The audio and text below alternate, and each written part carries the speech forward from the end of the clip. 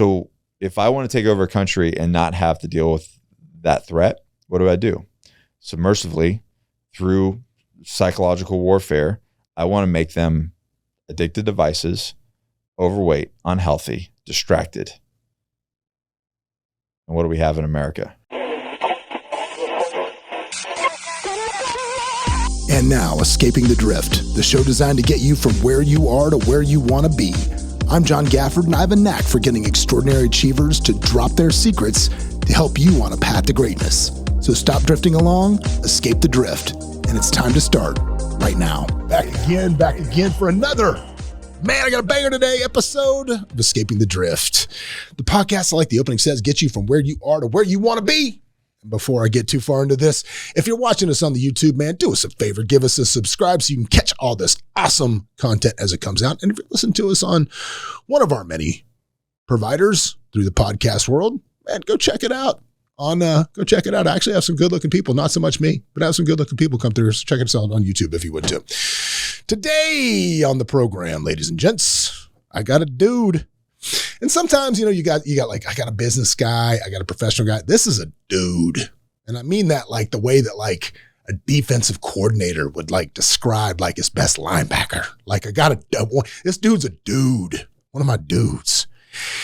He's an ex-Marine. You're not an ex-Marine ever. Yeah. I think once a Marine, always a Marine. So he served many, many years in the Marine Corps. He's the author of the book, The Excommunicated Warrior, 7 Stages of Transition.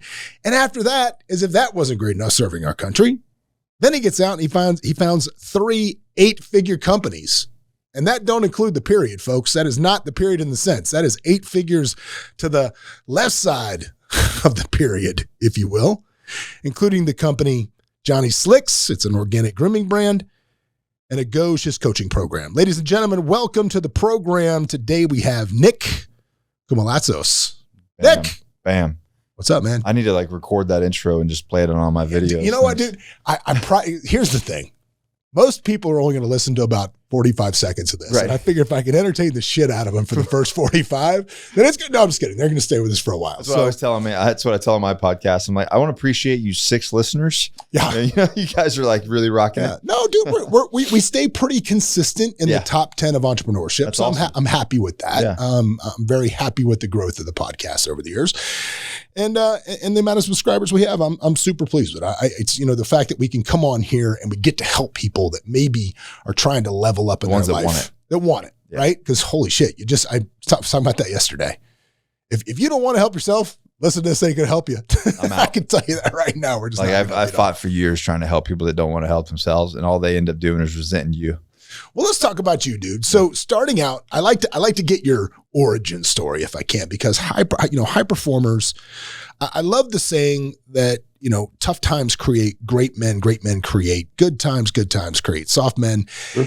And there's either one of two things here. So you're either going to tell me some tough time story that just built you into this machine, or even better, you're going to tell me, yeah, not that bad, middle class, but I overcame I overcame this terrible yearning to be average, which is even better sometimes. So tell me the story. Give it to me. Definitely was not the latter.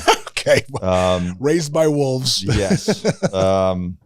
Man, it's like hard to sometimes, like I've talked about it so much, but it's hard to say. Single mom, basically a single mom. Me and my little brother growing up, we moved around every 6 months.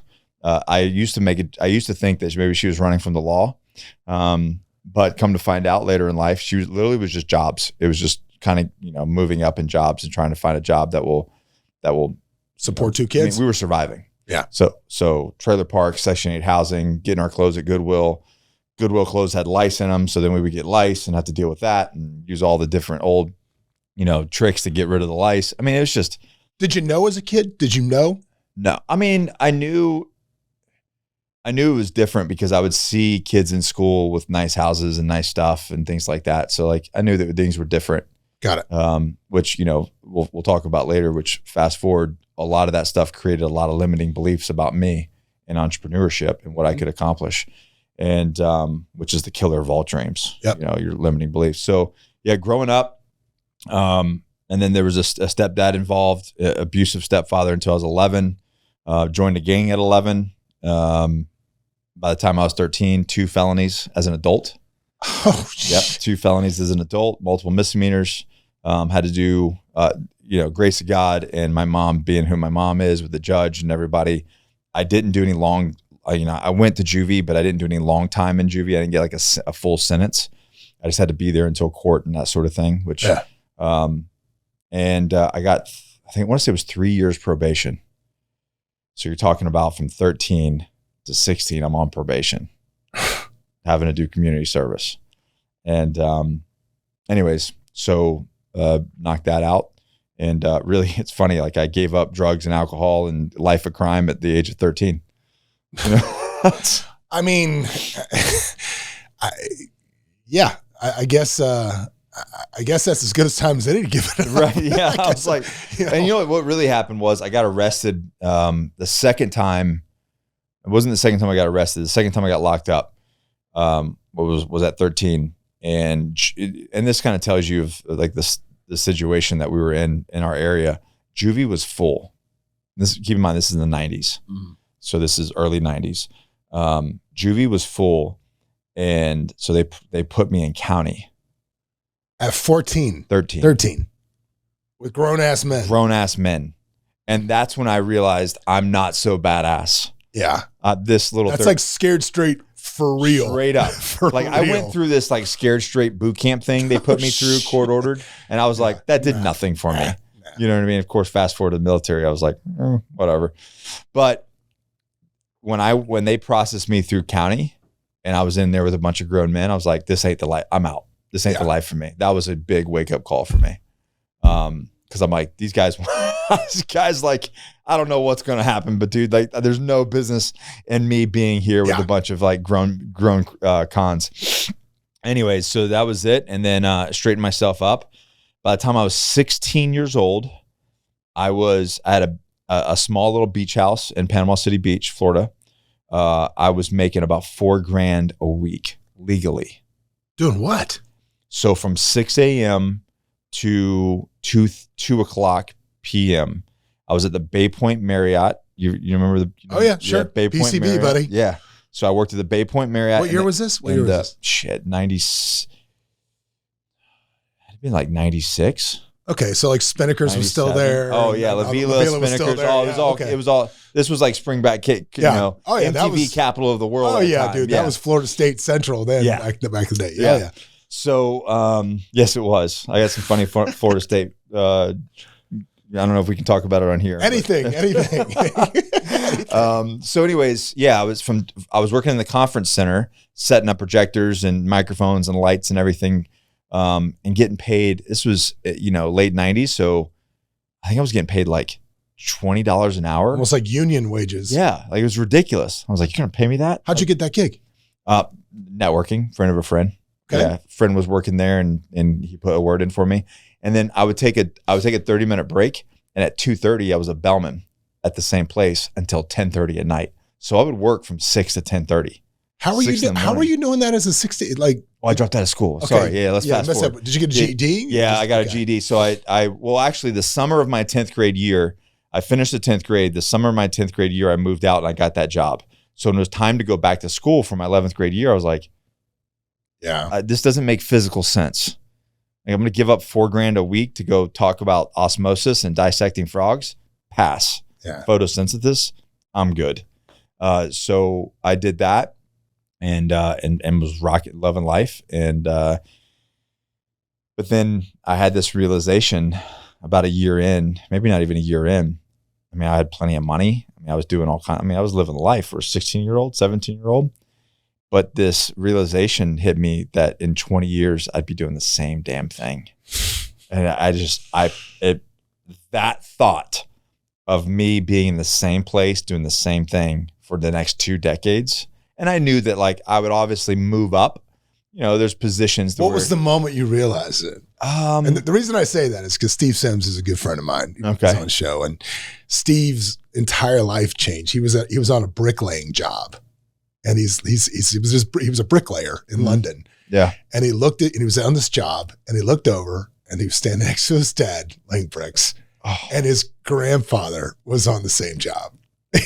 He saw his future. He said, I'm fucking done right now. Yeah, I think it was kind of something like that. It wasn't a family member, but it was another guy. It was another older gentleman. It was two. So I had an older gentleman running that was the boss, like the manager of the conference center job.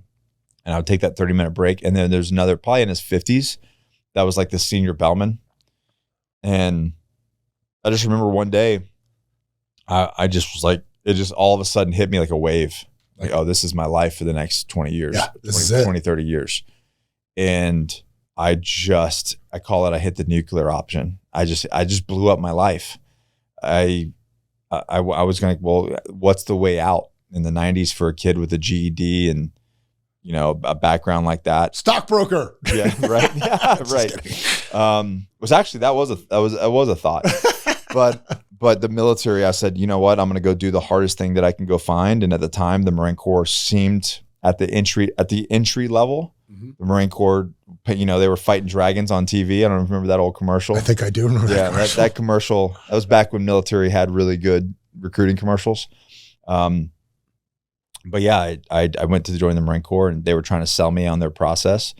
And I was like, listen, dude, I'm sold. I just want out. Like, let's just make this happen. And I tried to skip all the process. And he goes, well, let's run your information. Let's get some paperwork involved, and we'll get you taking maps. And I didn't think anything of it. Like, there was not a thought that I wouldn't be accepted in the military. That kind of shit got expunged because you were juvenile, right? Right. Okay. So that's what I thought. And the plot thickens. And he comes out from behind. I'll never forget. He comes out the door and he's holding a thing, and his face is like, his demeanor completely changed. He's like, kid, you're never joining the Marine Corps. Matter of fact, you're never joining any branch of the military. He's like, you're a convicted felon. I was like, I was 13, I was 13, bro. Like, come on. And he goes, not happening, man. I mean, keep in mind, this is Clinton era, you know? Yeah. This is when they were literally Clinton. He set the brag up, the base realigning thing. He was shutting bases down, downsizing the military, taking weapons away from people. Like, it was nuts. I ended up in Force Recon, but at the time, Force Recon guys and a couple other special operations units could carry their pistols off duty. They wanted SOCOM guys to carry off duty because, you know, obviously. Because if you want, who do you want carrying guns in the nation, right? The military. You know, well, not even just military, but SOCOM guys. Yeah. And Clinton got rid of that too. And anyways, so it was a difficult time to get in. And as soon as he told me no, bro, worst thing he could ever do. That was it. It's happening. Because you told me no, which, you know, this can be a negative of my personality, but you told me no, and that just lit a fire under me. I said, okay, we'll see about that. And it almost took me 2 years, but I went to college because, you know, military hates a high school dropout, but they love a college dropout. Mm-hmm. They're like, come on in. We got you. We don't need that college. Yeah, didn't work out at good old Brevard Community College. We got you, buddy. Come on down. Yeah. And so it took me a little while. I had over 100 letters of recommendation, had to do a bunch of, you know, I had to jump through a bunch of hoops, but I quit those jobs, moved in with my grandmother, went to working nights at a movie theater. I'll never forget my first check after 2 weeks. So you keep in mind, I'm making $4,000 a week. Yeah. You know, anywhere from $2,000 to $4,000, depending on the season. A lot of it cash. And my first check at this movie theater as a projectionist at night was like $175.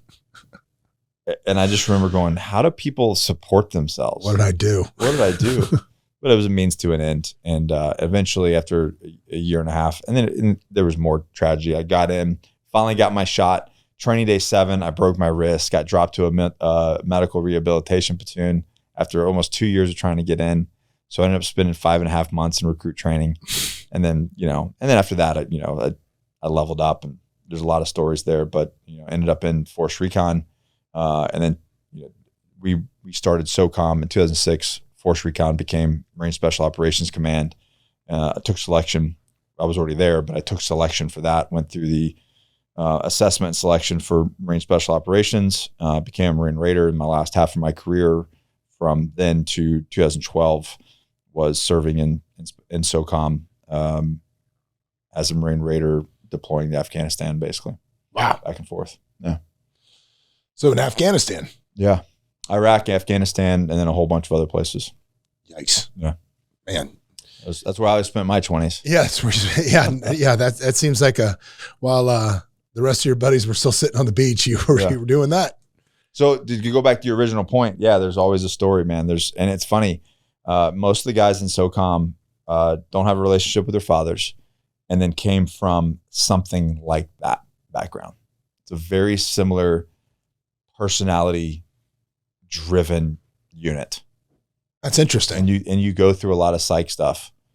You go through a lot of psych evals, and I think they're looking for a very particular personality to be in SOCOM. And that they're looking for an edge of that. Wow. Yeah. Okay. Almost like a sociopath, stable individual. You know what I mean? Yeah. We want you to have the ability to kill other people, just not us. if we can just it's really like an individual process, like almost to the point that we want you educated, but we want you very street smart so that you can solve problems on your own.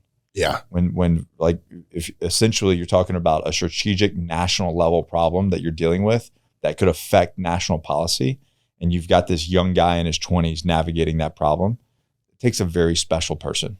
Yeah. And that's why the situation, that's why the selection process is what it is. Yeah. Did you ever get to fly in a Black Hawk? Mm-hmm. Absolutely. I'm going to fly one on the 12th. It's fun. Yeah. So random story. We're going to go total sidebar. Yesterday, I'll one up that though. Can you? Please, yeah. No, please. Black Hawks are cool. They're cool, but nothing as cool as riding your motorcycle in bad guy land out the back of a CH-47. And having it just parachute down. No, not parachute. Like they land and the ramp drops and all you just ride out. And you and all your homies just ride out on a motorcycle. Awesome. Right? Like we had I've been lucky enough to get to do some really cool shit in my life, right? Just randomly. Just do some randomly cool stuff. Yeah. Not like enlist in the military and like that, but just randomly. And like yesterday I sold my boat, right? Which is say it's the happiest day is the day you buy it and the day you sell it. Yesterday I sold it. And this guy flew in to buy it. And just through talking to him, like, what's your job? He's the aerial stunt coordinator for everything that Paramount films. So if you see a helicopter on Yellowstone, he's fucking flying it. If you see an airplane or a DC-10 or whatever you see, 727, any of those planes, interior shots. What a rad job. Yeah, he's orchestrating, getting the stuff there. And if he can fly it, he's flying it. And he's like, yeah, we got this shoot. We're finishing up this movie and, in Texas and blah, blah, blah, blah, blah. And I just keep adding aerial stuff. It's crazy. And so I was out with my buddy showing the boat yesterday at the lake, and I was telling my buddy about it, and he made the joke. He goes, hey, if he flew here in a Black Hawk, we got to go for a ride. So I said to him, and I told him that, and he goes, no, I flew my jet up here. I flew that up here, and we got here quick, blah, blah, blah. And I told him a joke, and he goes, I tell you what, he goes, if you want to come play Hollywood for the day, he goes, we're shooting the aerial finale for this movie on the 12th. He goes, I got 3 Black Hawks. We're going to be shooting like live round guns and like blowing shit up. I'm like, he's like, if you want to come play Hollywood, you're welcome to. I'm like, yes, I do. Yes, I do want to do that. I do. So yes, I do. So I will be adding amateur aerial stuntman to my life. Life is just rad if you'll live it, right? Dude, just say yes. I never say no to anything. That's it. I spent so much of my life saying no to shit that would have been really cool. Because either I didn't know how to do it or I was embarrassed how I'd look doing it or something else. Yeah. And dude, I think you just hit a certain age when you really don't care what people think. Just say yes. I mean, I can't really put anything specifically, but I'm sure there's stuff that I said no to. Like, I don't want to do that. Like, yeah, I guess there is. Because of fear of whatever. Yeah. Like a bunch of my buddies took a surfing trip to like somewhere crazy once. And I was like, you want to go? And I was like, I'm busy, blah, blah. Just because I'm a shitty surfer. And I would go with them. It would have been a rad trip. Yeah, rad trip. It would have been. Yeah. It would have been. I mean, yeah, when you have people do things at a high level, it's hard if you suck. Sure, but like I'd rather suck at, and have fun than just what are you going to do? Work? Sit on your couch? Well, I turn it into fuel though. Like, dude, one of the guys a group of guys I play golf with normally every Friday. I'm not playing today because I got shit to do. But every Friday we play. One of these dudes shot a 65 2 weeks ago. 65, not like mulligan, bogey, No, the dude shot 65. I immediately went and enrolled in golf lessons. was like, I just can't even humiliate myself out here with these people. This dude's rolling out a tour level score. Yeah, here's the deal though. If you're hanging out and you're the best one there, you're in the wrong group. Oh, well, here's the worst part. These dudes are all rich. Yeah. At one point, I was down $1,100 on the course, right? Because they're all playing for money, and I'm like, you guys are expensive to hang out with, dude. Yeah, I mean, luckily I made a putt or two and got it back to like I think I only lost like $220. But dude, it could have been like a car. It could have been like a serious car payment at some point. It was bad. Yeah. But you get out of the military. Back to you. You get out of the military, and what now, man? So I get out of the military, and to be honest, everything went to shit. You know, and this is where the book kind of steps in. The book is me leaving special operations, me explaining what that lifestyle is. And that's really, it comes down to like, you have to understand what the lifestyle is and what the identity is and what your personality type to be in that kind of unit. And then once you decide to exit, you think you have it all figured out and you don't. And life is just different. And you got to keep in mind also, like my time in service was 2000 to 2012. We were very busy during those years. Yeah. You know, post September 11th, I mean, it was all go. Yeah. All go. And you get some baggage. And I have this analogy in the book of talking about, you know, basically you're going 300 miles an hour because it's always the next deployment, the next thing, the next workup, the next training session, the next mission. And what's sad is even when guys on your team get killed, you don't even have time to really process and mourn them because it's the next mission, or you're on a mission, you got to continue on to the next. And then when you get back, it's just the next mission again. And you clean up and you refit and you go again. There's no stopping. So you don't ever have time to process anything. You just go, you know, over a decade of, you know, or more.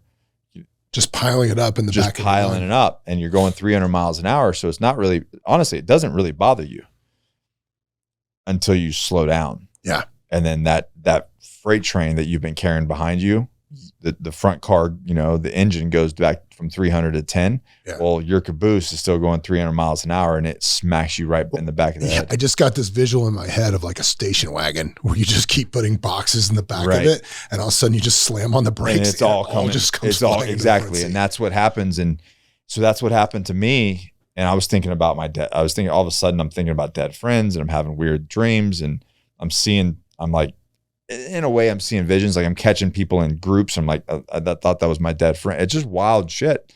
But it's because you've never processed it and you've been carrying it around for so long. So I went through this kind of, what it is an identity crisis. Like Nick was a Marine Raider. He was a Force Recon Marine. And if you're not that, who are you? Who are you? And what's wild is when I wrote the book, first it was a speech. It was a keynote that I was giving. Then it turned into a full-fledged book. And I thought that it was a veteran issue initially. I thought it was just a military. No. And I quickly, through my keynotes, because now I had all kinds of people, cops, firefighters, moms who had been a career stay-at-home mom, and then their kids bounce. And when kids bounce after 18, 20 years, they bounce hard. Yeah, identity crisis. They're like, peace, not even a thank you. No idea what the parent like sacrificed for 20 years to raise them. They're just like, deuces. And then the person's just like, well, what do I do now? Like they've put their life on pause for 2 decades to raise these kids, which is honorable. Like, yeah, no, dude. But so, you know, moms were reading my book, firefighters, cops, people that, you know, corporate people that, and is this in your book? This is in your book? This is all in the book. Dude, yeah. You know what's funny? The same line of thinking is in my book. Because it's a real thing. You can't let what you do become who you are. Yes. Because especially if it's based on a job, right, that can be taken away from you. Exactly. Because that happened to me at one point. And so I'm glad you brought that up, because a lot of people, one of these guys I will never forget, I think that the time for retirement in UPS was like 30 years. Pension, everything, he had locked up. They let him go at 28. So all of these people that think that they're safe with their corporate job, it's a facade. Mm-hmm. It's all a facade. And this guy worked there for 28 years. I don't know the backstory. I just know that he got let go and that was it. Yep. Yeah. At one point I was running the Esquire magazine, called it the top nightclub on the East Coast of the United States. It was Cobalt Lounge in Atlanta. And that was my identity, because when that place was popping, dude, I could You go were the dude. anywhere. Yeah, you're the dude. I mean, I could go anywhere. And I'm not just talking about Atlanta. I mean, I could go anywhere in New York. I could go anywhere in Miami. I could go anywhere. Yeah. And it didn't matter. And then we had an incident during the Super Bowl where an NFL Hall of Famer got into a little bit of a murder problem. I'd heard about that. Yeah. I was on ESPN for all the wrong reasons, as my dad said. Yeah. For all the reasons he didn't want me on ESPN, I was on ESPN commenting on that, which was awesome. But yeah, when that happened, that nightclub went from amazing and printing money to dead. I mean, just like plague, fell off the planet, right? Yeah. And I had done a really good job of training our staff and the guys that, the money guys that owned it. You're looking around ways to cut costs. I've trained everybody to do my job pretty much. I was the first guy to go. Yeah. Yeah. And when I went out the door, it's novel compared to, look, I understand the novelty of what I'm saying compared to what you're dealing with. Yeah, but you can't compare. Like, everybody has their own journey, and it's all based off of their individuality. And as dumb as it was, right? So they were opening a new club around the corner. This is maybe 2 months after this happened. And I was just, not enough money. I wasn't worried about jumping into something else. I was just kind of chilling. The club ended up closing when they shut it down, and they were opening a new bar in town. And I knew the guy that was opening the bar, right, at this club. It's called Lava Lounge downtown. My buddy Ray was opening it, and I knew it was opening. And I'm like, I didn't call to get on the guest list. I said, I'll just go. We'll just go with some buddies. Yeah. The line is around the planet. And I'm like, just like I have for a million times, walk right up to the front door of that club. And I'm like, hey, what's up, man? I did not know the guy at the front door. I'd never seen him, which was weird, because normally the same door guys just bounce from place to place. I did not know this person. What's up, man? I'm John from Cobalt, blah, blah, blah, blah, blah. It's Ray here, blah, blah. And he just looks at me and goes, Cobalt? I placed my business 2 months ago, back of the line. I was like, oh, shit. And as dumb as that is, it wasn't about not getting in the club. It was about shattering the perception of who I thought I was in that moment. And that's when I was like, I will never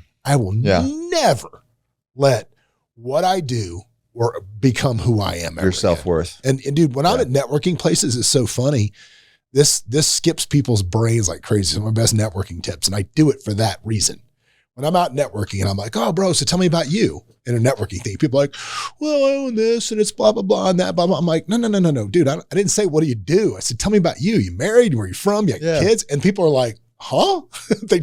They're so dumbfounded by that question, because everybody has their elevator pitch. They're just trying to get the elevator pitch and see, are we connected to do this? And when you do that, people will remember you in large groups of people, because you're the guy that looks like you actually want to know if they're a good person and you want to connect with them as a human.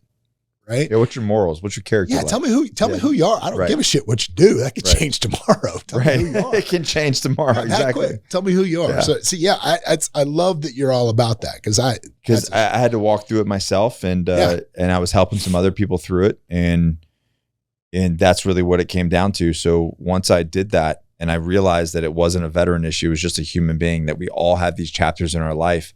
And the problem starts to happen when you think that this is the best chapter. Yeah. Right? That this was the best part of my life. So think about the NFL guy, right? This guy plays peewee football, and from the time he's 5 years old, he becomes a star, ends up getting, drafted to the NFL, 23 years old, blows his knee out, done. Career's over. 23. All he knows is that he's a football player. What happens to that guy? Oh, dude, implodes. Yeah, it's complete. I was at an event in Newport a month ago, and it was a network of ex NFL, NBA, Major League Baseball players, and it's a big group of people, and they're money managers and projects and stuff. And they have an annual meeting, and I was at it. And Eric Red was speaking with, like, Meta World Peace was up there. They were on a panel, and a lot of the guys in the room had just gotten out of whatever they were doing. They just retired or gotten retired, if it would be, from the league, and they're there. And Eric was like, how many people in the room, this is your first season not playing? And they, a bunch of hands went up, and he goes, the first thing you need to do is get a psychiatrist. He goes, you have not been living in the real world since you've probably been about 12 years old. Right. And I think it's similar with the military, because it just in the worst possible way. Right. Like with athletes, it's the best possible way. You're living in this fairy tale land, but with military, I think you're living in this nightmare land a little bit. I mean, yeah, but you still live in this. I would consider it fairy tale land because, I mean, let's be real. Like, first of all, in our military, this is something I had to come to grips with. It's all volunteer. Nobody made you do that. Yeah. And if you're in special operations, bro, you volunteered multiple times. Yeah. Like you can be like, I don't want to be here anymore. And they'll let you out that day. Yeah. Because you got to want to be there you have to want to be there. You need to want to be there. And all the stuff you go through, it's all like, you can quit at any time. You can be like, I quit. They're like, there's the door. So how did you get through it? What was, you obviously realized life was different. Now everything's hitting you. I mean, obviously, my background, like I talked about, like I had some grit built into, like, I knew hard things. I did have some failures early on. I remember one of my, I failed a course one time because honestly, it just came down to, like, I got in my own head and I talked myself out of doing something. It was young. I was probably 19, 20 years old. Mm-hmm. A 19, 20-year-old person's grit compared to a 40-year-old man's grit is a little bit different. Yeah. Our bodies aren't the same, no. but our minds are way hardened, And so I failed. And I remember that feeling and what I did. And the guy told me, he's like, if you just would have toughened up and stuck it out, you would have graduated. And I remember that's like the worst thing you can say to you. He wasn't even mad. He was just like, and it literally was the day of it was the final exercise and the day of graduation. I made a video about that on my channel, and that was a very key moment for me in my life, because that's when I said, you know what, I'd rather die than ever feel this again.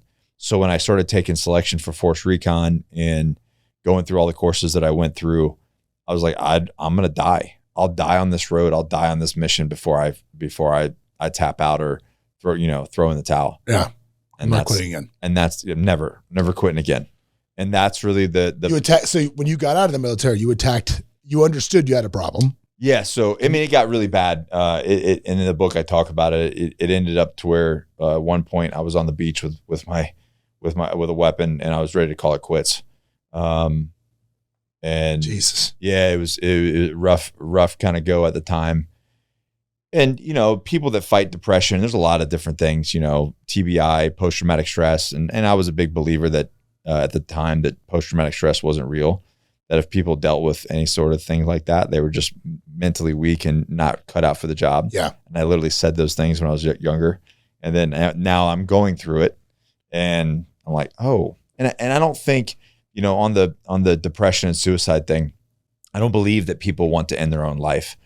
What it is they're so tired of feeling the way that they feel. They want just some reprieve from that feeling. Yeah. They're so exhausted. They want to break. Yeah. I don't think they want to kill themselves. Just want to break from that. They want to break from that. So they make a permanent decision off a temporary problem. And that's the problem. And so luckily for me, there were some things that happened that pulled me back a little bit, but I didn't have any tools. So of course I just hit the bottle. Do you know Kelsey Sharon? You know Kelsey? No. I got to connect you. She's got a very similar story. Yeah. She was a gunner in the Marine Corps. Yeah, it happens a lot. She's awesome. It happens to a lot of people. But that was the part of the keynote in that book. I was like, listen, in 6 months, you're going to want to take your own life. And everybody's like, no, it's not gonna. I'm telling you right now, in 6 to 12 months, you're going to want to take your own life. Here's the reason why. So then I go into the reasons why that you feel the way that you feel. And immediately it takes the power away from that. Oh, Nick talked to me about this in the past. Because for me and a lot of people that get there, they don't know why they feel the way they feel. They just feel like they're not cut out for it. They whatever, all the limiting beliefs that does sneak up in their head. But if you can educate them saying, on the identity stuff, on the health things, on the traumatic brain injury, on the hormone stuff, what's happening with their hormones, what's happening with their health, what's happened to their brain. You feel this way because of X, Y, and Z, and this is what you need to do to get out of it. Well, all of a sudden now it takes that power away. Yeah, you still feel the way that you do, but it's not this conundrum of why do I feel? I know exactly why I feel the way that I do, and I have a tool to solve the damn problem. Mm-hmm. And that's where you can save a lot of people's lives. And I think that in that tool is probably useful. outside of just, I mean, obviously great for Absolutely. PTSD, but just for everyday folks That's where that don't have that. That's where kind of where the birth of our coaching business came, because we realized that it wasn't, like I said, it wasn't a veteran issue, it was a human being issue. And I started looking at the state of men, and we pivoted towards, helping men. And that's really where the pillars came from, and this process that we have in the Yogogi. Yeah. Well, I want to talk about the coaching thing first. I mean, we're going to get to the beard product, because let's face it, if you're listening to this dude's beard looks like it's about to knock some Persians through the hotcakes of Thermopylae. It is a Spartan level quality beard. I got to honor my roots, my ancestors. Yes, you do. So the coaching company started 4.5 years ago, and right before COVID happened, we were doing some fitness things. So it was really started out as a fitness-based training program, and I just wanted to get men fit. We have an epidemic of obesity and unhealthy men in this nation. And I always talk about, I'm like, if you ever want to take over a country, just look at, any country. Do you worry about the elderly? No. Women or children? No. Who's your threat if you're going to take over a country? Rednecks. Yes. Military age male. Yeah. Right. So if I want to take over a country and not have to deal with that threat, what do? Submersively, through psychological warfare, I want to make them addicted to vices, overweight, unhealthy, distracted. And what do we have in America? Overweight, addicted, and distracted. A bunch of men that are supposed to be leading our country, right? Leading our communities. And so they've done a very good job, our own government, the corporations in our country, and to be, the People's Republic of China, Russia, have worked over the last 4 decades to ensure that our country and our people are distracted and overweight and worrying about bullshit instead of what we need to be focused on. And so we started out as a fitness thing, but the problem was men were not hitting the marks. They kept self-sabotaging. So me and my business partner, my former teammate, that was with me on my last deployment in special operations. We ended up starting this thing together, Josh Hansberger, a mountain of a man. And we realized that the war and the problems were between the ears. And that's where the mentorship side and the actual coaching and the process is. Like, I have to take men's perception of what's important and realize, like you were talking about the drift, like you guys are drifting through life. You're drifting through life, and we need to start being way more tactical, way more intentional about the way we show up, what we do, and how we do it. And we need to give the power back to these men and these families to where they can start being leaders in their communities again. Because it's like, rewind to COVID. I don't really care what your opinion on what it was or anybody's opinion. I have mine. My gym was raided by the cops. It was just a total freaking, I'm sure you heard about it or saw it on Fox. Yeah. Okay. I didn't realize that was your gym. Now that you say that, I'm like, yes, I do. I was one. There was several, but we all kind of connected. There were several gyms that got raided. I was one of them. We did shut down. Like, it wasn't a complete thing. We shut down for, I think, 3 weeks. And see, here's the crazy thing. You got to shut down because you're a gym. This is a real estate company. We were here working because we were a necessary business. Yeah. I don't really understand the whole health thing of like so they opened certain things back up 3 weeks later, but our governor, Roy Cooper, who's just a tyrant and a horrible person, never mentioned gyms. Strip clubs. Where was it? This was in New Jersey, Carolina, right? North Carolina. Strip clubs opened up before he allowed gyms to open up. Wow. I mean, necessities. Right? So he just had something against gyms. So anyways, we went to the CDC. And, is he affected? Is he a little chunky? I don't, he just, and this is the reason why I know he's full of shit and he's shady, is 2 reasons. One, pool companies didn't need to be plumbers. They didn't need a plumber license to install pools or to service pools. Okay. He changed the law in North Carolina requiring them to be because plumbers were essential. Right. And he wanted his pool because he wanted his pool to be serviced and taken care of. So he changed the law to require them to get a plumber's license. So all the pool companies during COVID had to jump through hoops in North Carolina and get their plumber's license. And once they did, they could service all their clients and they became essential. So he changed the law for his own freaking benefit. And then the second thing, when he destroyed North Carolina, destroyed it. I mean, there's businesses been around for 35 years and they didn't make it during COVID. And he didn't run. And this other guy was running for governor, and he was the whole state. I mean, you couldn't go drive anywhere in the state without seeing his signs. He was cleaning house. Roy Cooper didn't even campaign. Not one commercial, nothing. It still won. And won by a landslide. Huh. Yeah.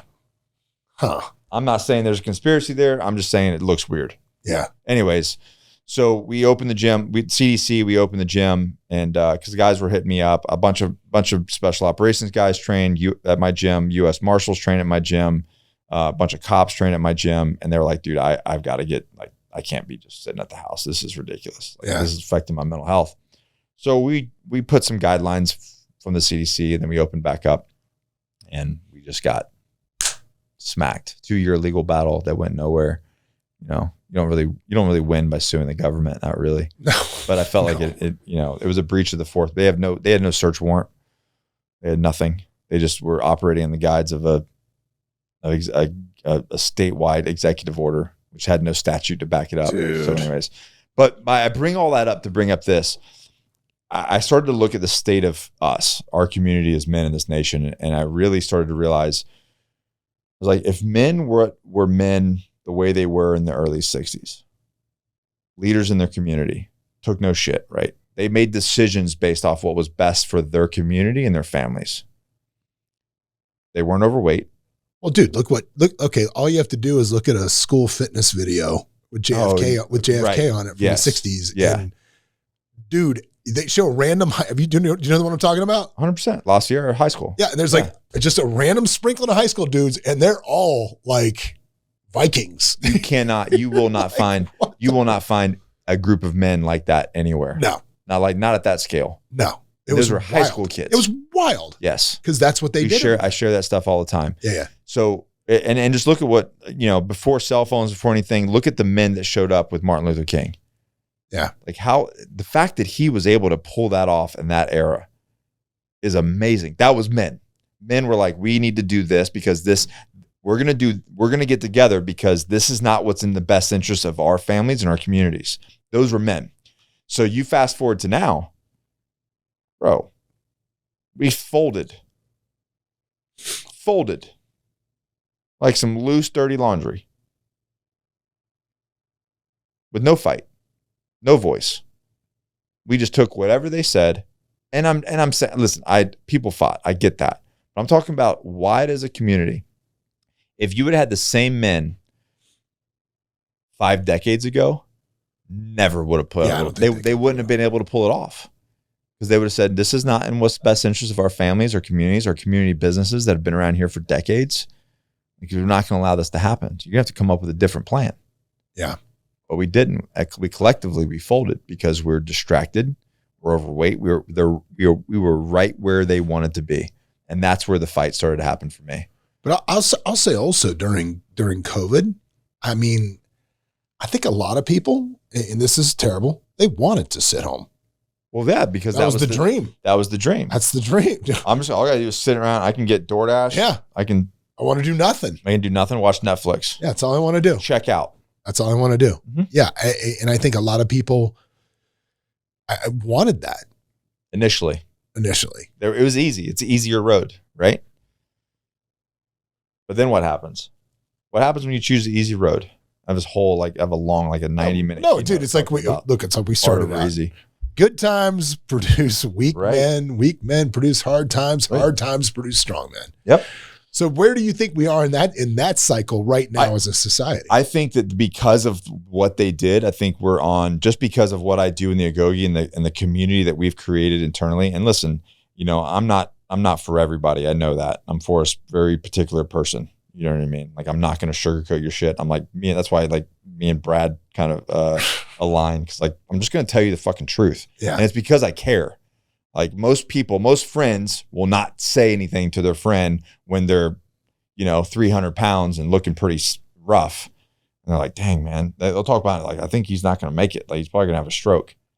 Like, well, if he's your friend, you'd be like, hey, bro, like, it's the running joke. It's like, you get to a point where like, there's no candlelight vigil.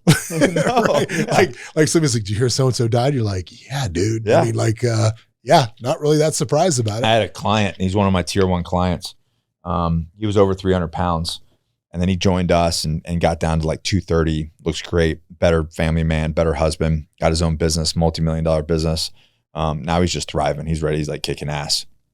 And he ran into one of his friends after he lost all the weight. Like, damn, dude, what happened to you? He's like, last time I saw you, man, to be honest, I didn't think you were going to make it. I thought I was going to hear about you dying. He was like, well, why didn't you tell me that? Why didn't you say something to me? Yeah. It's not a friend. Yeah, it's not. A friend's going to tell you the truth and hold you accountable. That's because they care about you and they care about your family. And I think people are so scared that if you try to hold a friend accountable, they don't want to hear it. They're going to resent you and you lose a friend. Okay. And I think that's why people do it. But I mean, I guess if they're going to die from terrible fitness, you're going to fucking lose them anyway. I freaking care about you, dude. Yeah. Like, I don't want you to, like, the same thing. Like, if you're flirting with your receptionist, hey, bro, what's going on at home? Yeah. Do you really want to blow up your life? Like, if you don't like your wife and you're not in love with her anymore, fucking end it. Yeah. But don't create a hell for you and your kids and your wife, because you're distracted. And that's where it comes down to, is like that Napoleon. That's why I love the name of this podcast. Yeah. By the way, just to be clear, I love my receptionist here, but she's a 70-year-old woman. So he was not talking about me. She's a very nice lady. Yes, he just met her, so it was not towards me, just to be clear. But nonetheless, that's where it came down to, is like, I go back to that, the opposition, the enemy wants you distracted. So how do they distract you? Over 100 years ago, Napoleon Hill wrote in his book, vices, gambling, alcohol, nicotine, pornography, women, whatever it is to distract you from your purpose. And all of those things rob you of your potential. They rob you of your relationship with your wife, relationship with your kids, how much money you're going to make. It's all a distraction. And I don't care how successful you are. It comes for us all. Yeah. It comes for us all. Well, I think you just have to, if you catch yourself, I mean, look, I'm guilty as anybody of doom scrolling on occasion. Yeah. And it's like, you just have to catch yourself and you have to start trying to do things that change that behavior. Mm-hmm. Like when I'm at home now, I try not to have my phone within arm's reach. Right. I just want to call it an IED. Anything. Just put it 6 feet away from me. Right. So if it rings and I have to answer it, I can ring it, I can answer it, but I don't just check it to check it. But you don't have to. Right. No, but I tell you, one of the things also is really finding that why to change that behavior. And for me, like recently, I've become very hyper aware. I got 2 summers left with my son. And like you said, he's gone. And so, yeah, so I've done some things that really focus on spending as much time with him as I can. As a matter of fact, he's the one that booked you on the podcast. Oh, awesome. Yeah. It's my 16-year-old son that booked you on the podcast because he's working here now. Thanks, dude. Appreciate you. Yeah, after school, he's working here. That's what he does. So yeah, but now when I'm home, we have a fairly large house, and it's big enough to where if everybody goes to their 4 corners, you cannot scream and they can hear you. Yeah. They're gone, right? So now we've tried to close that gap a little bit, and keep everybody a little closer together as much as we can, and stay focused on that. And again, it's one of those things where I caught it where me and the wife would just be on the couch, just fucking doom scrolling. Yeah. And it's like, this is not helping. No, it's not helping your relationship at all. Like, you guys need to connect. I think the doom scrolling is the worst thing. Yeah. That is the worst vice you can have. Again, it's just it's keeping you distracted. And if you really pull it back and you're like, what are my goals in life? And what am I doing to move closer to those? And how am I communicating that with my partner? How am I talking about what we want to do? It's that the whole thing is, I forgot who said it off the top of my head, but small minds talk about people. Yeah. Average mind talk about events. Talk about ideas. Great minds talk about ideas. And that's what me and my wife are constantly. My people like, let's talk about ideas constantly. Yeah. I'm constantly, we're lucky enough that my wife has just been, we wanted to do that when the kids were, born, and she's been mom. That's her thing. And my wife is incredibly so crucial. She's incredibly bright, and that's great. But like you said earlier, when the kids are gone, she's going to have an identity crisis. So I'm already. Well, and that's like, my wife wrote a book called How Not to Be a Miserable Cow. It's great. Good for her. Yeah. Great book. I don't know how men buy that book for their wives. I think that's a tough one. That's a tough nut to crack. But, on hindsight, maybe a different name. It's right next to, maybe we should have a threesome in the bookstore. You just grab them both and drop them on her pillow. Yeah, exactly. It's going to go well. Women have to buy that book for themselves. But really, she talks a lot about that. And she talks about how even if you're a stay-at-home mom, you really have to, and this goes back to identity, right? You have to have something for yourself. Yeah. Like mom has, like even if you're in business, like that's why guys that do jujitsu, for instance, that do the military or law enforcement, when they get out, there's something that's the same. So the same thing with a mom, right? If they have something that they're passionate about. So when the kids leave, there's this normality still. Like I still do this thing, even though I'm not doing the other stuff anymore. So it just keeps them a little bit more rooted for them, for their own self-worth and their own purpose. I find that the majority of people that are struggling are doing this. Like, one of my favorite quotes is, a boat with no destination will sail to nowhere. Yeah. Right. You'll never get there. Yeah. And I have most people, you ask them why they're doing something, they can't answer that. Like in any aspect. I love when, because it's the way we've always done it. Right. No. What I mean is like people will come interview here. Yeah. And like they'll want to work at our company. We're pretty selective about who works here. And I'll ask this question. I'll be like, okay, what are your financial goals? And they'll be like, I want to make $200,000 a year. And I'll go, okay, cool. Why? What's the money for? And they can't answer the question. I don't know. It just seems like good. It just seems like a good number. Blah, blah, blah. So no vision. Yeah. You have no idea what you want, what you're trying to do. And then it's like, so because of that, you won't ever get there. No. And then you have people that come in there like, I want to build generational wealth. I want to have 10 rental properties. I'm going to use this money. I'm going to reinvest it here. I'm going to do that. And that's a plan, right? That's a plan that's going to make you get up every day. And instead of turning on Maury Povich to find out, who the father is, you're actually going to grind out and make calls. Exactly. That's a great thing. I talk about the same thing. I get out of bed early in the morning, like I did a line of cocaine. Yeah. And the reason why, and I don't do a line of cocaine, obviously, but we figured that. Yeah, I'm not flirting with my 70-year-old receptionist either. So just to be clear. Just to be clear. I got to say that again. Be clear. So I do that because the things that I'm building, the men that I'm helping, my businesses that I'm building, the customers that we service are more important than staying in that bed under the warm covers with my hot ass wife for an extra 30 minutes. Yeah. It's not worth it. What I'm doing, my purpose, my passion, the things that I'm driven to do is more important than extra 30 minutes of sleep. Do you have a morning routine you're religious about? Yeah, pretty crazy. See, so do I. And I'm trying to make it okay when life serves up that I can't get through all of it. Yeah, that's hard. I'm trying because, dude, I found myself like, if I don't like, this is what I do and this is how I do it. And it's the same thing every morning, derailed every day. And then all of a sudden, like, oh shit, I got to take an East Coast Zoom that's going to happen at 7:30 instead of my normal. And now I'm like, oh man, well, when am I going to get that in? And it sends me spiraling. So I'm trying to stop doing that. Yeah, and it's a good thing that you have to be able to be flexible and not let it derail you and just blow your whole life up. But for me, I know that I operate better when I take care of me. Yeah, I'm more creative. I'm more clear-headed.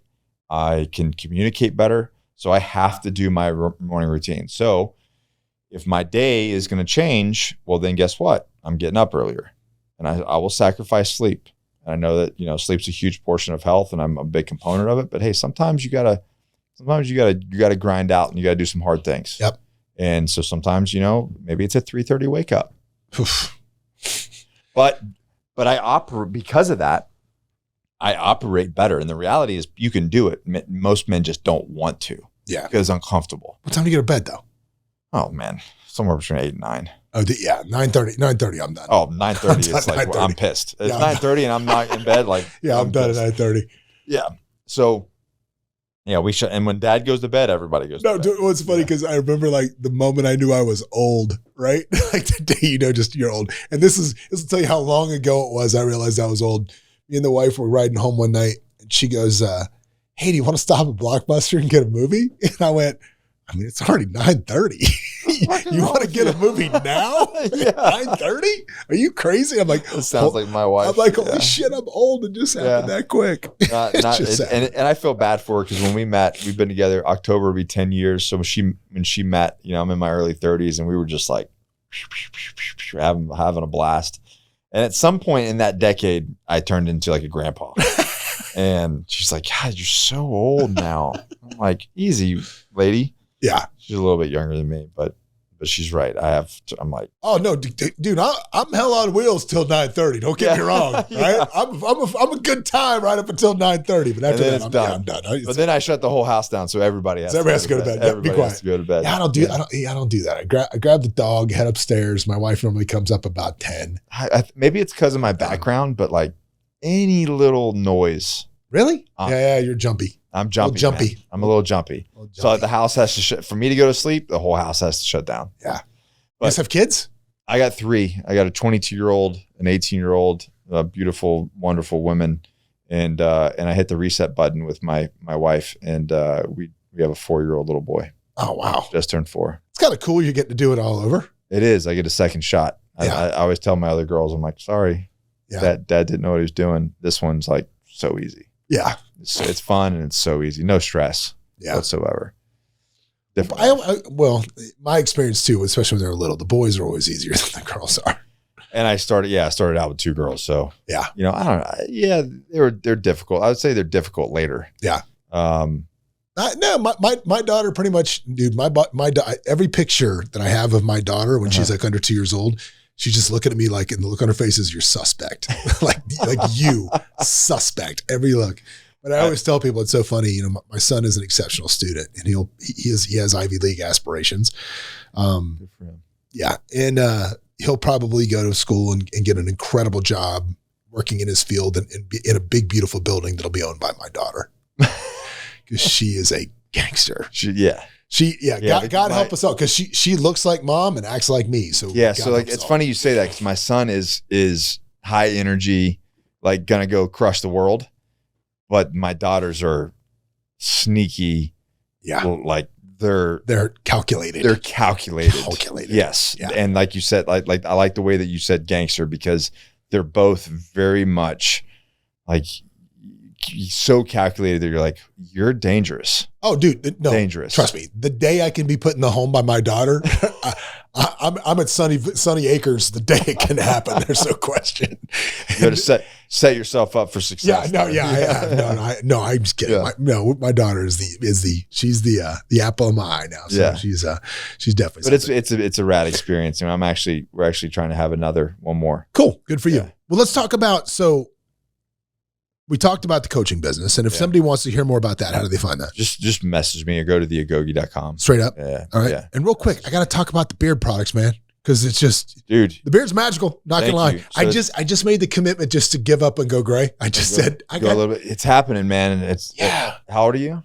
53. 50. You look great for 53. Thanks, brother. Yeah. Because no, you do like the just for men thing. And then like the one time you do it the wrong color and you just look so fucking weird. So I'm like, I haven't ever done it. I don't Good for you. I don't think I can do it. Don't. My wife's like, let it go. Let it go. She's like, it's hot. I'm like, it's weird that you think it's hot, but I'm down for it. You just got to have some sun. If you go pale and have the gray, now you look like a corpse. You look like one of the dudes. Get a tan. And you look like you're in the Haunted Mansion, one of those guys that are the hitchhiking ghosts. So Johnny Slicks is an organic grooming company. We're the fastest growing organic grooming company in the country. And you'll love this, man. We started this company with $400. I love it. $400, and we hit 8 figures. We'll hit 8 figures this year. Become an 8-figure company. Good Lord. Yep. Are you CEO there? I'm CEO there. Okay. And how did you scale up? How many employees now? We're at 25. 25 employees. So you only have 25 employees to do 8 figures? Yep. And we are completely vertically integrated. So we manufacture our own products. We fulfill in-house. We have our own media marketing team. My wife's the marketing director for the company. Yeah. You should have talked about this the whole time. Man, I might have to have you back now just to talk about that. Actually, it's funny. I'll be back at the end of August. Dude, I may want to have you back. I may want to hold Johnny Slicks because that's scaling a business. That's a whole nother podcast. I could talk about that for over an hour. Yeah, dude. We're going to have you back. Yeah. We're going to do a part 2 with you, brother. I don't do part 2s, but I'm interested in that. This one's amazing, man, because it's really coming down to, and there's a lot that goes into it, but we're American made, American manufactured. We source all of our ingredients from Americans. So we have a really big mission to help bring manufacturing back to the States. Love that. And to give people good paying jobs here. Love that. Because we've been pushed so hard to outsource everything. Everybody's like, outsource to this, outsource your customer service to the Philippines, outsource manufacturing, outsource fulfillment. And I'm like, well, how does that help our community? How does that help America? Like, sure, that makes, like, I can add $1 per product to my bottom line, right? For me. But on a bigger scale, how does that help anyone?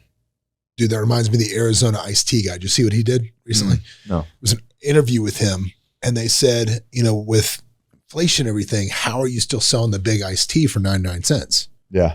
And he goes, because that's what we charge for it. He goes, aren't you making less money? He goes, absolutely.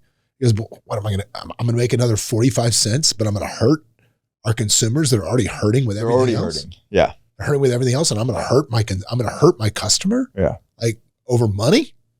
Like, no. Well, we believe that, and we will continue to make our own money, but we're going to do it the right way. Love that. And we're totally doing part 2 on Johnny Slicks. If they want to find out, how do they find that real quick? Yeah. JohnnySlicks.com.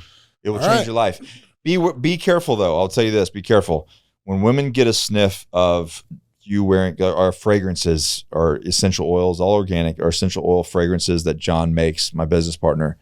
I don't know what's in it, but it makes women go crazy. We have 20 confirmed babies from men wearing Johnny Slicks. All had by women, I'm assuming. Yes. Okay. That's because that was going to get weird. I was we're on that level. Okay, there you go. All right, you're good. Yeah. Okay, there you go. You're good. All right, cool. Good enough. Well, brother, man, it was a pleasure to sit here with you. And I can't wait to have you back, and because I love talking that, because we're totally vertically integrated here. Everything that has to do with a house, we do here. All of it. Everything from top to bottom. So anyway, we'll have you back. But guys, let today be a lesson to you, man. If you don't have goals, if you are not dealing with your shit, the things that are holding you back are between your ears. It's not the outside influence. It's how you choose to react to them. We'll see you next week. What's up, everybody? Thanks for joining us for another episode of Escaping the Drift. Hope you got a bunch out of it, or at least as much as I did out of it. Anyway, if you want to learn more about the show, you can always go over to escapingthedrift.com. You can join our mailing list. But do me a favor, if you wouldn't mind, throw up that 5-star review, give us a share, do something, man. We're here for you. Hopefully you'll be here for us. But anyway, in the meantime, we will see you at the next episode.